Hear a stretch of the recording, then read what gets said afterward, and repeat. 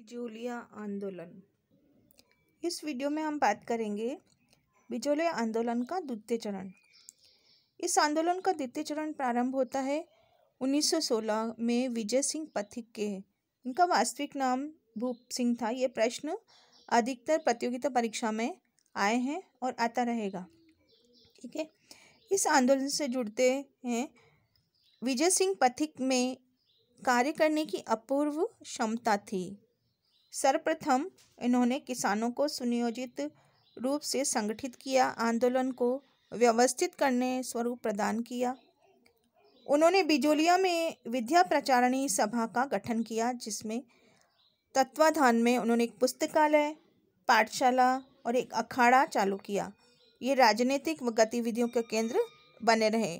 माणिकलाल वर्मा जो इस समय बिचौलिया के ठिकाने में एक कर्मचारी के पद पर कार्यरत थे, पथिक के संपर्क में आए। उन्होंने पथिक से प्रभावित होकर ठिकाने की नौकरी को से अवकाश लिया। उन्होंने पथिक से आजीवन देश की सेवा की दीक्षा ली और पथिक के साथ किसानों को संगठित करने का कार्य में जुट गए। इस कार्य में साधु सीता रामदास जी का भी पथिक का बड़ा सहयोग रहा है।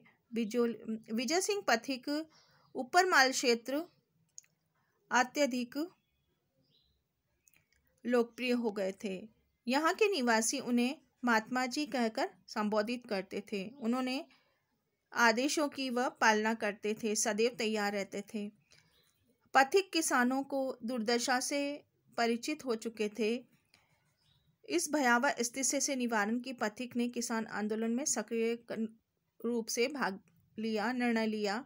1917 में हरियाली अमावस्या के दिन ऊपर माल पंच बोर्ड का तत्वाधान में क्रांति का बिगुल बजा। पथिक ने किसानों को युद्ध का चंदा नहीं देने का आह्वान किया। किसानों ने घोषणा की कि बैगार नहीं लेंगे।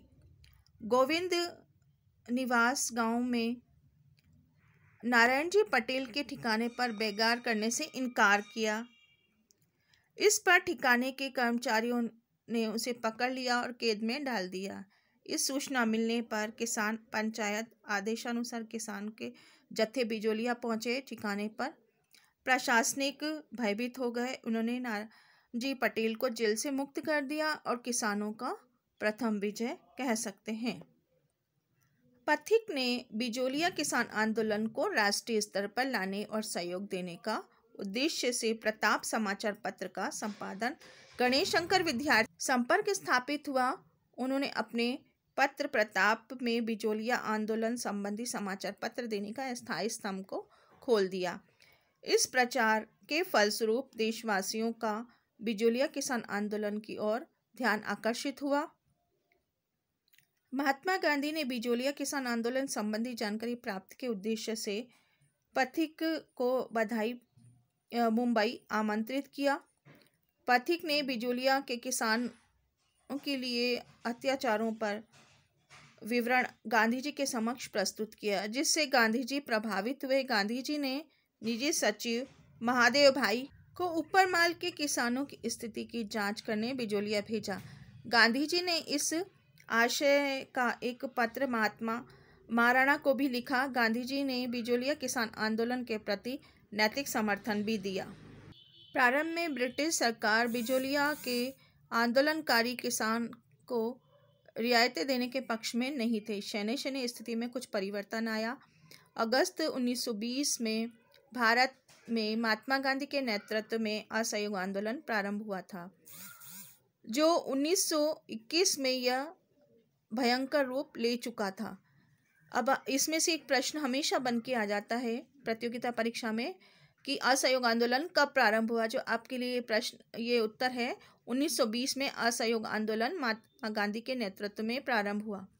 ऐसी स्थिति में ब्रिटिश सरकार ने निश्चय किया कि बिचौलिया किसान आंदोलन को तुरंत शांत किया जाए। इस उद्देश्य से ब्रिटिश सरकार ने एक उच्च स्तरीय समिति का गठन किया, जिसमें AGG रॉबर्ट हॉलेक इसके सचिव, आगतवी मेवाड़ के ब्रिटिश रेजिडेंट विल्सन, मेवाड़ राज्य के दीवान प्रभाष चंद्र चटर्जी और राज्य के साधन हॉकिंस बिहारी लाल को रखा। लंबे विचार विमर्श के पश्चात 11 फरवरी 1922 ईस्वी को ठिकाने और किसान आंदोलन के बीच समझौता संपन्न हुआ। एएजी हॉलेट ने किसानों के पक्ष में औचित्य को स्वीकार किया। समझौते के अनुसार किसानों को अनेक रियायतें दी गई, लगभग 35 लागें समाप्त कर दी गई। इस प्रकार 1922 में किसान आंदोलन समाप्त हुआ।